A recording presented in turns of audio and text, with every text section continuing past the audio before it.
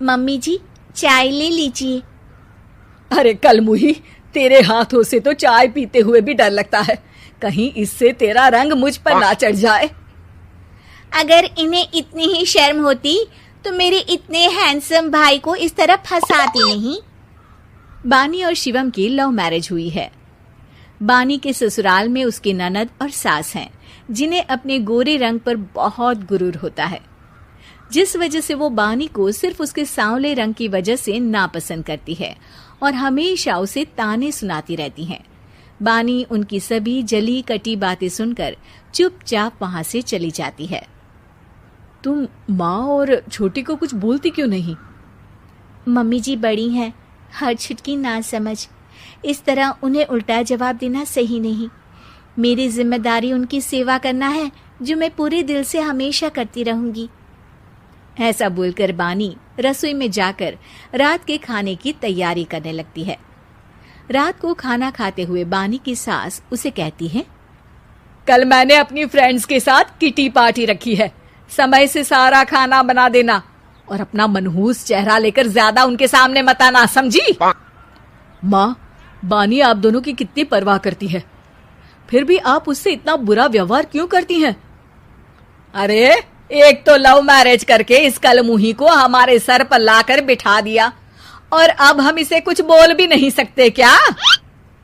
भैया तो इनकी तरफदारी करेंगे ही, आखिर इन्होंने पूरी तरह उन्हें अपने वश में जो किया है। जिसे जो करना है करे, बस कल मेरा सारा काम समय पर हो जाना चाहिए।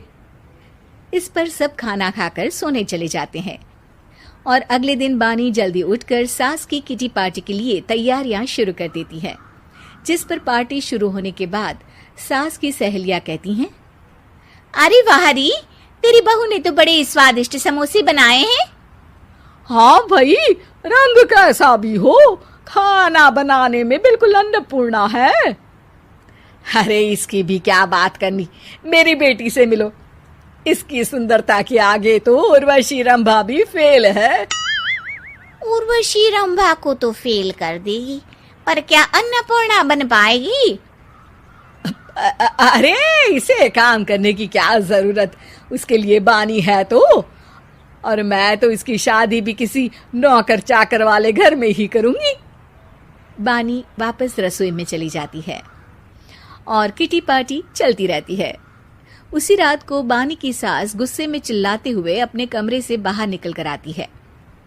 हाय रे, चोरी हो गई मेरे पैसे, पक्का पक्का इस कलमुही की वजह से हुआ है ये सब। अरे क्या हुआ माँ, कौन सा आसमान टूट गया? अरे आसमान तो उसी दिन टूट गया था जब तू इस कलमुही से शादी करके इसे घर में ले आया था। खुद तो आई ही, अपने साथ साथ मनहूसियत का काला साया भी मेरे घर ले आई। अरे हुआ क्या माँ? अरे मेरी तिजोरी में रखे पैसे कहीं गायब हो गए, सुबह ही देखा, अरे यहीं रखे थे। क्या आप मुझ पर चोरी का इल्जाम लगा रही हैं? अरे काली बिल्ली पर भी क्या कोई मनहूसियत का इल्जाम लगाता है? ऐसा बोलकर बानी की सास वहां से चली जाती है, जिसके बाद शिवम और बानी बात करने लगते हैं। देखो, मम्मी की बात का बुरा मत मानना, वो बस परेशान है ना, इसलिए कुछ भी बोल गई। वो परेशान नहीं, मुझसे नफरत की वजह से ऐसा बोलकर गई हैं। उन्हें मैं हमेशा एक आंख नहीं सुहाती। देखो बानी, अगर तुम चाहो तो हम दूसरा घर लेकर वहां शिफ्ट कर सकते हैं। आखिर तुमसे प्यार करके तुम्हें अपनी जिम्मेदारी पर इस घर में लेकर आया हूं, इस तरह टॉर्चर नहीं होने दे सकता।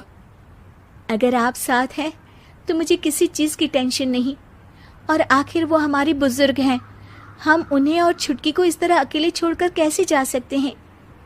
इसके बाद बानी भी अपने कमरे में चली जाती है और अब हर रोज उसकी सास की तिजोरी से पैसे गायब होने लगते हैं। इसी तरह कुछ समय बीत जाता है और वो हर बार हर चीज का इल्जाम बानी पर लगाती है, पर बानी कभी कुछ भी नहीं बोलती। कलमुही नास पीटी, बहू को घर की लक्ष्मी बोलते हैं, ये तो पनौती बनकर आई है, पनौती। एक रात बानी की सास को आधी रात में प्यास लगती है, तो वो पानी पीने रसोई की तरफ जाती है। तभी उसे अपनी बेटी के कमरे में कुछ आवाज सुनाई देती है। हाँ हाँ, मैंने मम्मी की तिजोरी से हर रोज थोड़े थोड़े पैसे निकाल कर हम दोनों के लायक खूब पैसे इकट्ठे कर लिए हैं। और मम्मी आज तक उस सब के लिए भाभी को ही जिम्मेदार समझती है। तुम बस जल्दी से आकर मुझे यहाँ से ले जाओ और हम कहीं दूर जाकर शादी कर लेंगे। मम्मी को कुछ पता नहीं चलेगा, सब मुसीबत खत्म। अपनी बेटी की ये सारी बातें सुनकर बानी की सास भौंचक्की रह जाती है और अपने कमरे में वापस चली जाती है। जब अगली सुबह बानी सास के कमरे में आती है, मम्मी जी, क्या बात है, आज आप कमरे से बाहर ही नहीं आई? आपकी तबीयत तो ठीक है ना? क्या छुटकी कमरे से बाहर आई या तुम उसके कमरे में गई? नहीं नहीं, क्यों, जाना है क्या? मैं अभी चली जाती हूँ। नहीं, कोई कहीं नहीं जाएगा। इस पर वो बानी को साथ लेकर कमरे से बाहर आती है, जहाँ शिवम भी होता है। वहाँ उसकी सास बोलती है, छुटकी मेरी तिजोरी के सारे पैसे लेकर अपनी माँ के बारे में कोई ख्याल करे बिना किसी लड़के के साथ घर छोड़कर चली गई। और बहू, तुमने मुझ जैसी सास की सेवा करने के लिए अपने ही पति के साथ दूसरे घर जाने से मना कर दिया।